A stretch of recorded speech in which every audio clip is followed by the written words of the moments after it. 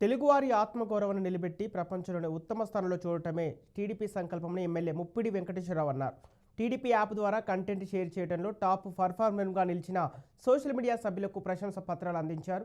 సార్వత్రిక ఎన్నికల్లో కూటమి అధికారంలోకి రావడానికి కార్యకర్తలు చాలా కృషి చేశారని చెప్పారు.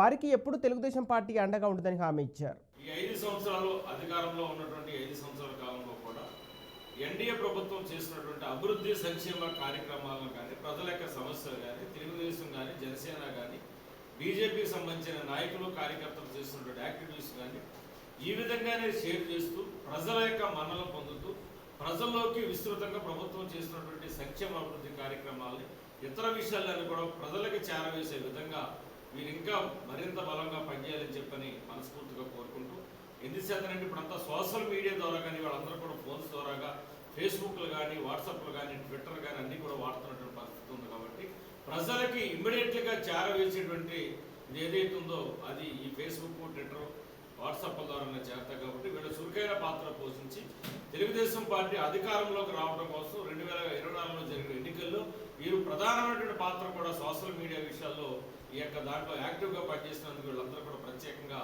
అభినందనలు, కృతజ్ఞతలు కూడా తెలియజేసుకుంటూ